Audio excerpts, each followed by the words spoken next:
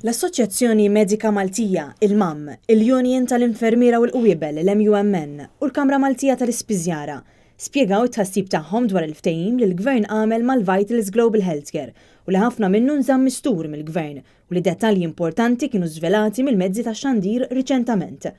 Il-Gvern ta' Joseph Muscat rabat lil poplu jħallas 80 miljun euro lil Vitals Global Healthcare il-VGH biex il-poplu jieħu lura fideh it-tmexxija ta' 3 sptarijiet li huma l-Isptar Ġenerali ta' Għawdex, l-Isptar Caring Grek u l-Isptar San Luqa, biex issa l-VGH għaddew għand kumpanija oħra, Stewart Healthcare. Waqt id-dibattitu dwar Vitals fil-Parlament, il-kap tal-Oppożizzjoni Adrian Delija sostna li issa tidher aktar minn qatt qabel il-ftehim mal-Vitals kien intiż biex ifalli. Daw koġbuna, imma mid-dinja kollha. Daw koġbuna, mela meta università, intu għal xi ħadd li qatt ma mexxa università, kolleġġ, skola jew imqar kindergarten. U meta jkollna l-3 sptarijiet, intu għamil xi ħadd li qatt ma mexxa xejn fis-saħħa. Għalfejn? Konna nafu li ħajfallu? Ridnihom ifallu? Net News ħa reazzjoni tas-Segretarju Ġenerali tal-MAM, Martin Balzan.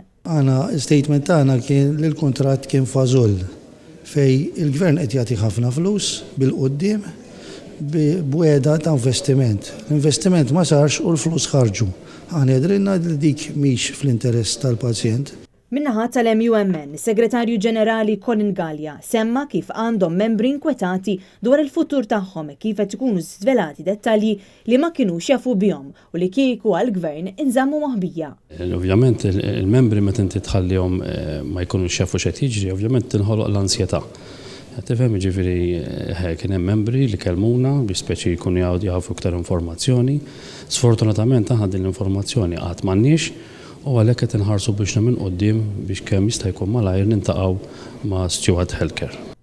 Marianne Santfournier, il-President tal-Kamra tal-Ispiżjara, appellat lill-Gvern biex dan il-ftehim ikun wieħed trasparenti. Aħna nemnu li kwalunkwe agreement, kuntratt, eċetera, li jsir dwar speċjalment dwar is-saħħa li ħajeffettwa s-saħħa tal-poplu Malti kollu u anki dawk in-nies kollha li jagħtu servizz fil-kamp tas-saħħa għandu jkun l-ewwel ħaġa trasparenti u t-tieni ħaġa għandu jkun biss għal raġuni biex tiġi impruvjata il-servizzi li jingħataw. Dettal ieħor li nżamm mistur u li l-Gvern tal-Ġurnata se jkollu 24 xahar ċans qabel tispiċċa l-konċessjoni ta' 30 sena biex jafżal il-VGH li se jieħu l-isptarijiet lura.